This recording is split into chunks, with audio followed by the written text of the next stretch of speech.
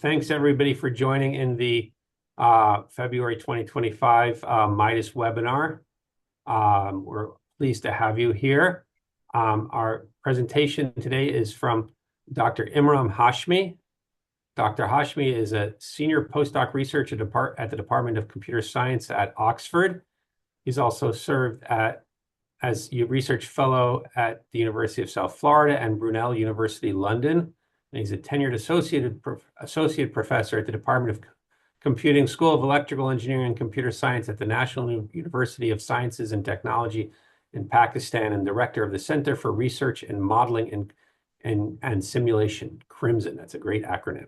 So Dr. Hashmi is going to present to us about gene drive dynamics in mosquito populations using agent-based simulations. And with that, I'll hand it off to you. So thank you for joining us, Dr. Hashmi. We're looking forward to your talk.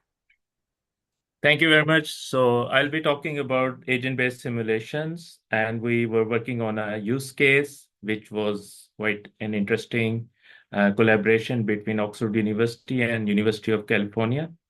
So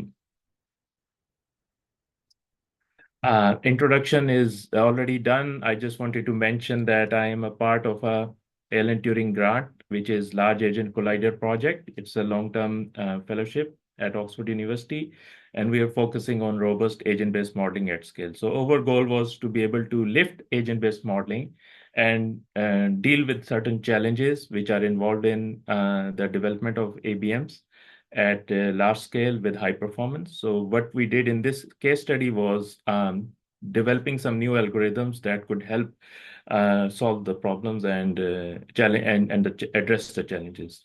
So the background of this study was initially in 2024, we collaborated with University of California, and we came up with this initial prototype, which I'm going to give a bit brief of overview. And in that prototype, we actually created a basic idea of building this gene drive mosquito simulation to address different kind of things at hand, modeling needs at hand.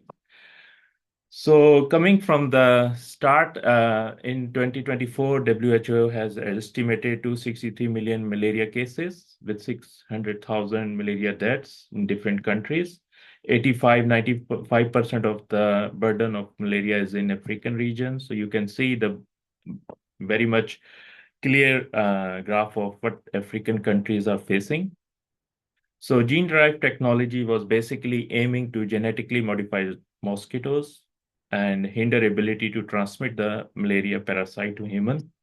It is achieved by targeting genes for parasite hosting. So it hinders the hosting of parasite inside the body of a mosquito. It doesn't allow parasites to transmit, and also hinders it in the reproductive process. So these are the three areas where this approach has been tried at in lab settings. So University of California had a malaria initiative program, and they basically use gene editing technique called CRISPR-Cas9 to control malaria. And the aim was to do population modification and replacement. CRISPR-Cas9, I'm not mainly a genetic person, but what I understand from this collaboration, because I'm a computer scientist, is I'm just going to go a little bit of this method entails introduction and spread of genes, encodes product that block malaria parasite. So there are two levels of encoding. First encoding is this first M2A10 antibody that basically is located in the salivary glands of the mosquito. Its function is to destroy parasite before they enter mosquito salivary glands. And the second is M1C3 antibody, which is located in the mosquito's stomach, and it destroys parasites before they get off the mosquito's stomach. They prevent parasite from migrating to other parts of the body. For example, when the female is sucking blood and it's going and doing the same with another human body. So the whole thing is related to the abdomen and the mosquito's stomach. So in that sense, it is doing that hindrance. So these are the two key locations where the gene modification is effectively tested in the lab. What happens next is the objective of this study was to be able to release these gems, genetically engineered mosquitoes in Prispe Island, which is said to be a very ideal place for testing this interaction with the real and natural environments. So Vector Genetic Lab was a part of University of California, which actually planned to do these releases. And this is the location. Principe Island is somewhere south of Nigeria. And this became the case study where we studied the interaction of wild mosquitoes with the genetically edited mosquitoes in a simulation setting. So the goal was to be able to let this species of mosquito wild population interact with the gems and to evaluate the time required for gems to constitute 90% of mosquito population. That is to achieve the prevalence. And some people call it fixation time. Before I go further and give details of the study, I wanted to share some other initiatives, one of which was led by Imperial College, which was called Transmission Zero, where the focus was to be able to modify genes so that it can glow. So the genetically engineered mosquitoes have a certain gene that glows in the dark and they can be detected. So this initiative was focusing more on the data collection and doing some sensory related engineering to be able to detect these gems, because gems are the asset which are produced in labs, and to be able to detect them and their offsprings, and the whole population dynamics can be studied based on this valuable modification of the genes. Another study which recently popped up in the literature was about using gems to be able to help control the extinction of rare birds in Hawaii, which is called scarlet honey creepers. So conceptual model, coming towards the conceptual model, what we did was we created an agent-based simulation. It was a prototype in the beginning. And in that simulation, we created a population of agent, which were mosquitoes.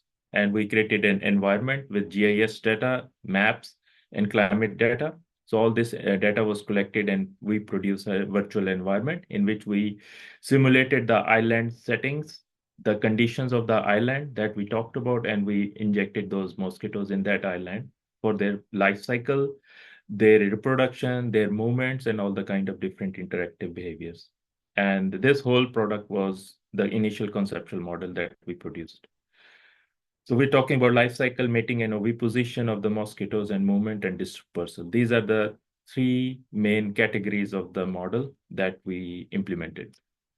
So in order to implement the life cycle, we studied the time periods between egg and hatching towards larva to pupa, and then emerged female or male mosquitoes.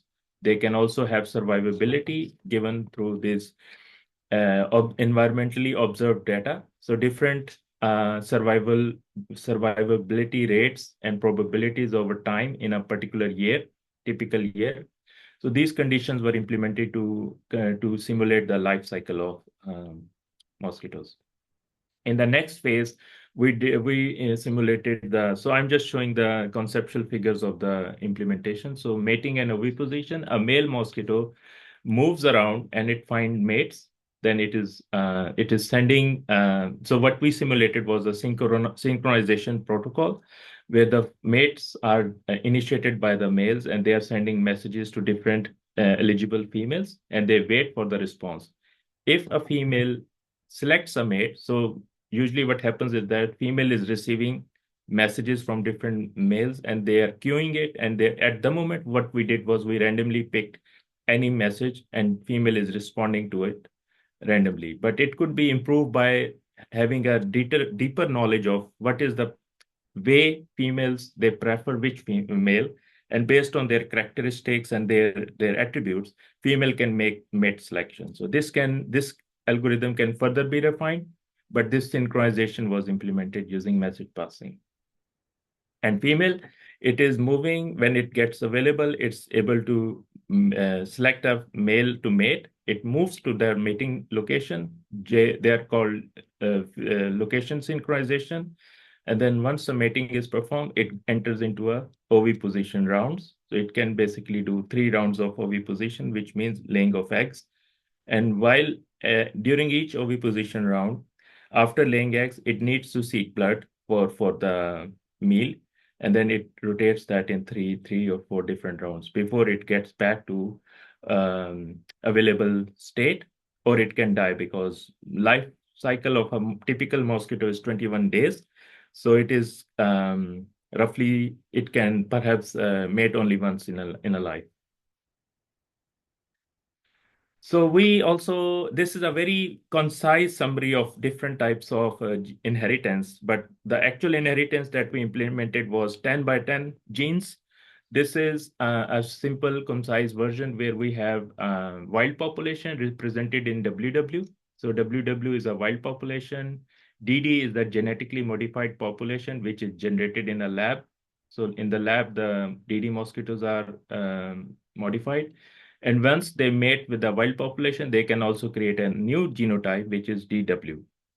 So I'm just giving a very simplistic form of the gene inheritance, which we have implemented. But in actual, there are different inheritance table. We are talking about 10 by 10 different genotypes.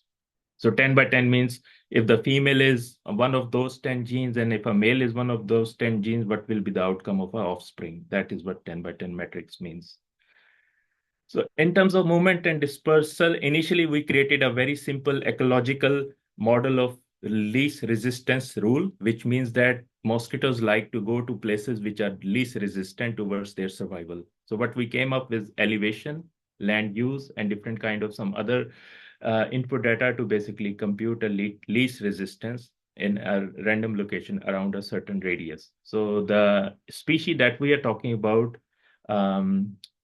is able to travel between 170 to 17 or 1800 meters per day. So within that donut, they are able to find different locations, and they will choose a location which is of least resistance. So this was an algorithm we actually created to basically move the mosquitoes. And this is a scatter of different genotypes. So blue one is here.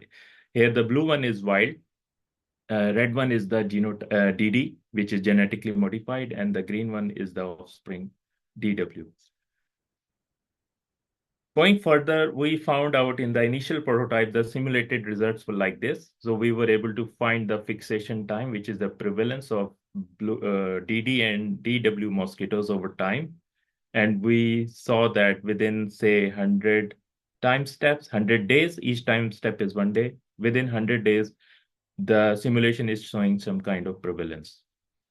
But this model was very short, small. It was only limited to some 800, 900, 100,000 agents, and it was taking a very long time to simulate. So we needed to scale up the model, and we then decided to go open source and created our own code base. And in the result of this study, we came up with our in-house BEAST framework, which stands for Big and Efficient Agent-Based Simulation Toolkit. So BEAST is because it deals with the large size and heavy lifting of data. So we are talking about 200, 300 million agents. And the speed up, which is definitely efficient. So initially, the AnyLogic model that I showed the results were simulating more than a 24 hours time, or it might take up to 36 hours time to simulate a year simulated 1 year. So we are now able to speed up at a very significant level. So system architecture, if this is of any interest, I'm just going to quickly go through the system architecture. So the whole idea was to be able to model the agents in a form of a tensor, which is like a new AI and machine learning technique to basically tensorize the entire set of data into different tensors.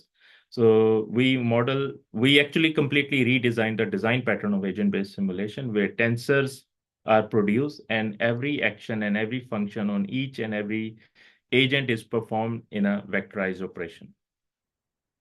Also, the spatial environment was built, which was configured with the high scale and GPU accelerated features. So this GPU accelerated feature was basically helping the spatial environment and making a very large scale population move over time in a GIS setting. And the simulation engine was improved with parallelization, GPU memory management, and a lot of inputs and output data within the simulation loop. So this simulation engine is taking a lot of burden on a compute and controlling dynamically whether the things should happen in a CPU or GPU. This is completely a computer science related detail, but I just wanted to highlight that how beast is a beast and it's not a simple ABM. It does take a lot of compute overhead. And then we also created a very interesting visualization framework, which was one-to-one, means one agent in the simulation is represented in one agent in the real world. So one-to-one visualization are usually very tough. So what we did is that we visualized that using GPU accelerated code. I don't have the server running at the moment, otherwise I would have shown some real visualization data. So in terms of model design, completely speaking, what happens in a typical agent-based modeler, they do individual-based synchronization and compute the function at each time step. So say we have a function we want to compute for every agent. So this will be run in a loop. So from a loop will basically be stepping over time. So we can actually do that in a typical ABM. What we are doing is that we are computing all the agents at once and performing all those actions for every agent in a vectorized way, which really speeds up the whole simulation to a very significant speed up.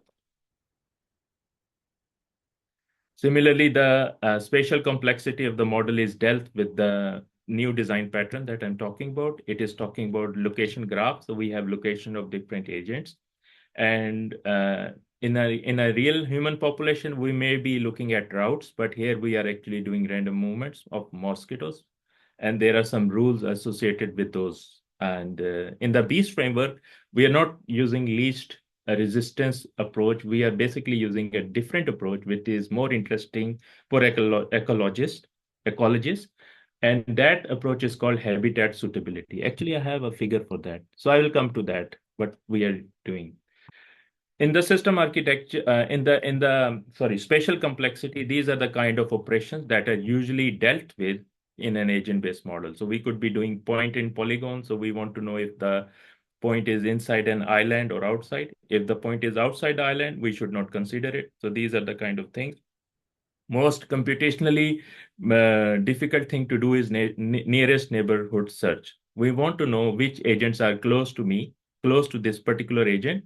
And if they are opposite gender, it should be able to engage in mate. So these kind of things are called neighborhood search. In order to write a neighborhood search algorithm, which is GPU accelerated, we didn't find any existing solution. So we had to come up our own solution in the Beast framework for doing that. And similarly, other kind of, for example, spatial join is an interesting thing of doing computation with spatial joins. So these are the things that need to be taken care of during the simulation. I will give you one example of what we did and how we solved the problem of the entire island, dividing that into identical spatial windows. So like time window, when a simulation is moving from one time step to another time step, there is a time window. We also considered spatial windows where the agents could be. So if we know some group of agents are within one spatial window, we consider them local. And their localized operations are much faster than considering one agent and performing those relationship operations with every agent in that island. So that's how we localize agents in a simpler spatial window approach, and then it made the performance of the simulation much faster. In terms of simulation engine, it does linear time steps. It also takes a hold of event queues. It also takes external triggers, if that matters anything to the interesting modelers. In terms of inputs and outputs, it takes CSV data files. It also takes some database connectivity for taking input data, validation data, for example. And it also does CPU and GPU memory management. So simulation engine is basically doing a lot of things here. Okay, I'm going to show some results of our study, which was scaled up in Beast.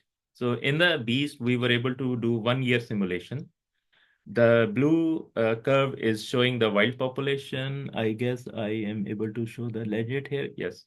And the red one is the gene drive, which was injected at time 0. minus 50 is a transient time, which means that simulation is warming up before we are ready to inject the modified mosquitoes. So this transient time is showing that the initial population is initializing and getting a equilibrium before it is going to take a new species or population in. Then once the injection is done at this release point, the mating is performed and DW is produced, which actually couldn't survive because the blue population is decaying at 100, and then the green one decayed at about 120 or 119. What this chart is showing, the most important thing is that we are able to achieve 95% prevalence of red population in 112 days. And this was single release, which means we have released every mosquito, 3,000 mosquitoes, genetically modified mosquitoes, in a single point. And we also compared that with multi-release, and we found out that multi-release was not too efficient, which is contrary to expectation, because if we do distribution and we do for 1/4 of 3,000 into different locations, we were hoping that their dispersal will be sooner and they will be able to get a fixation time earlier. But we found out that the single release was more efficient. And that makes us be more confident on doing economicals, because single release is economical. And in order to set up 4 different sites, which will cost logistical costs, so it's still better to have a single release.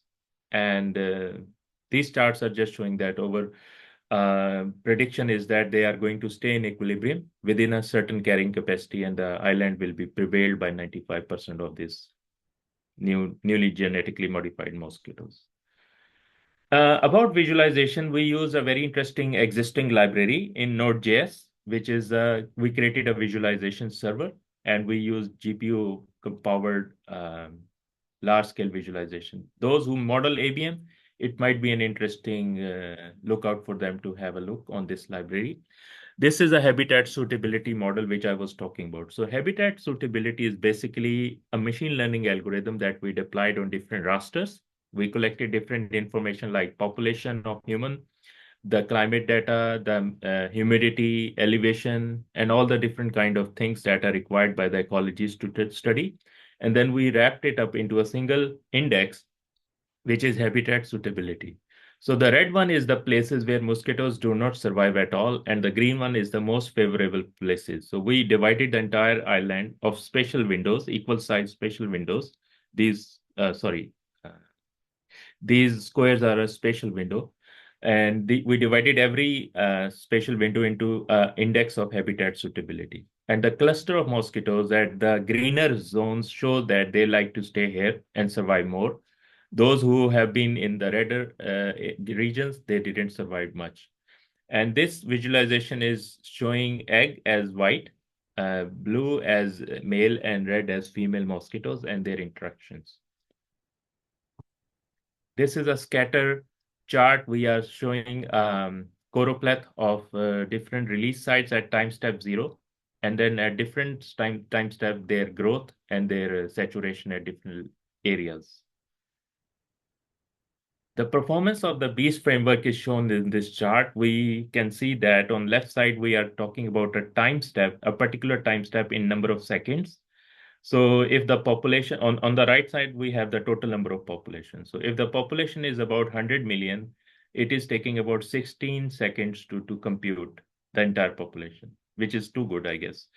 So on average, we are dealing with 40 million of people population with eggs and adults, and they are on average taking 6 seconds to compute.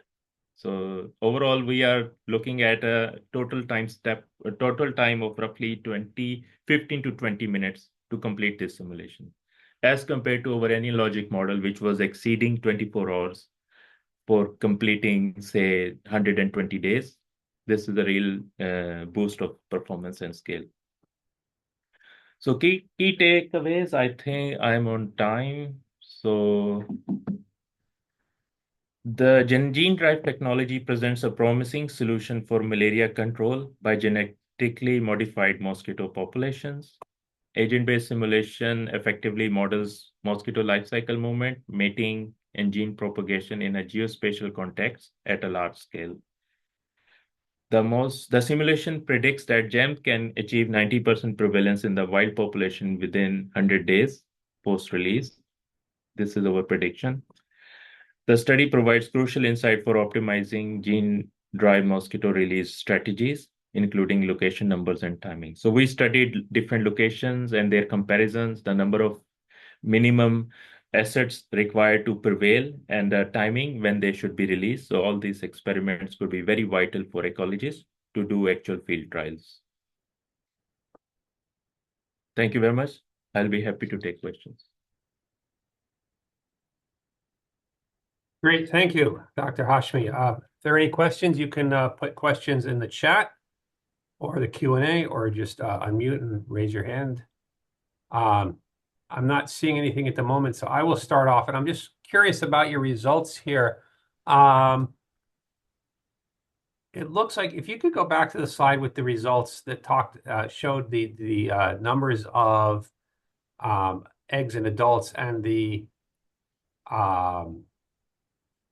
fixation time. It looks to me as if you end up with a population that was all of your, yeah, that's a good one there. Okay, so, and there was a slide after that as well. So Yes. I guess the question I was going to ask here is, I mean, it looks almost there like you're ending up with a population that's almost all of your genetically modified type, but a smaller population than you might have had beforehand. Can you comment to the absolute net effect of the size of the population? And does that change based on this introduction, or does the model suggest it would change, I should say?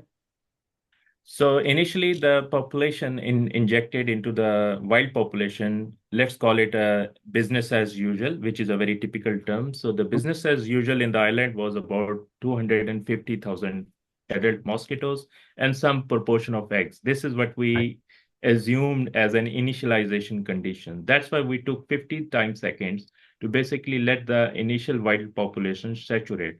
So Right. at 0th day, which was the day of release, we are getting about 30 to 35 million eggs in the system. And we are talking about 150 adult mosquitoes of different in different states. A mosquito could be in a adult state, it could be in a mating position, it could be in a egg laying position. So these are the different states in which a mosquito could be. And then once the introduction was done, they were mating with the red ones, and their population is declining because they are converting that into green one.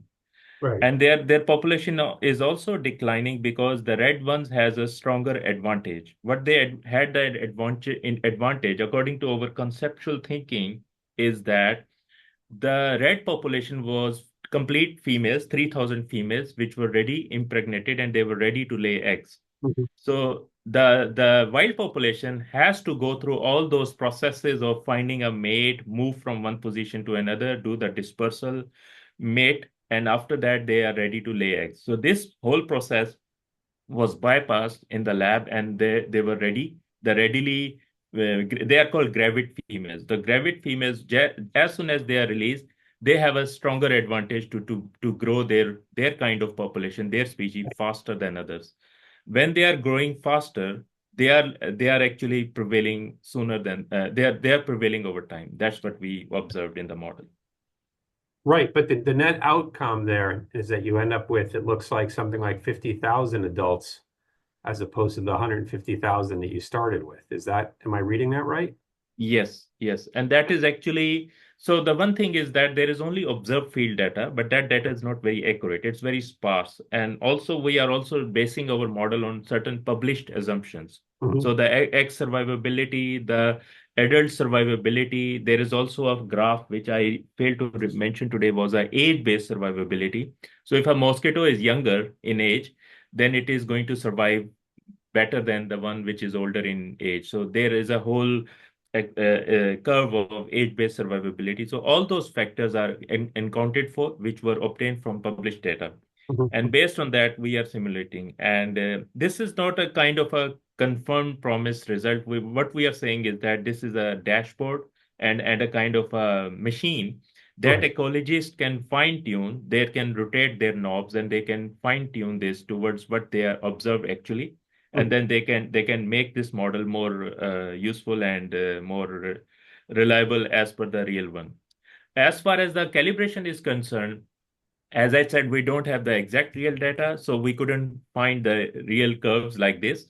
What we did was we knew the goals. The goals were like this. So we needed equilibrium of populations, Right. which is achieved. So if red would have faded out, it means our parameters needed to be calibrated. And if they exponentially grow in the beginning, we were seeing this one, red one, growing Right. up to 200, 300 million, which was wrong because parameters were wrong. So what we did was we used an interesting calibration approach at a very large scale. We did 100 or perhaps 100, 300 trials, and we fine-tuned the parameters not onto a certain exact target data, but also on the goals. So we defined the goals like this. Red population should stay in equilibrium. Blue population, all the population, by the way, should be staying in equilibrium when they are given a chance to survive. Secondly, um, the other goal was no overgrowth or no fading out. With these, what we see that the individual simulation of all three genotypes were in equilibrium, but Mhm. when they are interacting together, this is what we see. Mhm. Great, thank you. Do have a question here from one of the attendees. What happens when the genetically modified mosquitoes mate with those that are not genetically modified? So when they mate, so there is a gene inheritance table. I saw that. Are you seeing the screen or the? Right now, we're still seeing your Okay. results. Yeah. So there is a gene inheritance. Yeah. So this logic was implemented in the gene inheritance module. So what we do is that there is a probability that when DD, which is genetically modified, it mates with the wild population, it produces DW. For sure, it is going to produce DW, but there is a very minor probability that it is also going to produce some other genotypes, which is a long detail. And I actually intentionally skipped that detail because it's a whole new discussion. So gene inheritance is a very complicated topic. But what we are saying here is that when DD, which is modified mosquito, mates with the wild mosquito, it's going to produce DW. And DW is basically able to resist malaria. So it is going to perform in the same way as DD is supposed to do. In fact, it is going to, in other generations, sometimes DW is doing the same job. But then DW did not survive in our simulation due to certain reason. Let me go back to our results. It did not survive too much because the blue one died out. When the blue one is gone, it is not in the system. DW doesn't have any any W component left in it. So so when DW is added, it's going to mate again with DD, and it is keep on producing until W component is completely vanished out. And that was the goal of this study. When W component is vanished out, malaria will be resisted by the modified mosquitoes, and that's how the malaria will be eliminated from the island. Does that make any sense? Great, thank you. So let me ask another question, and since I'm not seeing anything else, and I'm curious. You mentioned that um, or your comments suggest to me that you find that validation of this model is a challenge. So can you tell us, um, is there any way that it can be validated or that you can evaluate your success or anything like that? So the in principle, what is supposed to happen is that University of California has acquired permission to perform the field trials in the island. They perhaps are going to do that in July or August because of the environmental favorabilities. So once they conduct the field trial, there is another upcoming study that involves the development of sensors. That's an engineering, basically science, engineering, Internet of Things, and all the kind of studies. That is basically focused on monitoring and using sensory data to basically count the mosquitoes and their types and all the kind of data collection. So if we have the real data in hand, then the model is easily able to validate. Before that, all we could say is that we have not achieved exact prediction, but we have achieved calibration goals, which is partially valid because if goals are achieved in a model, and if those goals are scientifically plausible, what you call it, statements that are making any sense from the published literature, that means that the model is behaving according to what ecologists would expect. But in real world, in the reality is that we don't, in the absence of data, all we could do is that we can see that the emergence of this model. So ABMs are basically studied to find the emergence.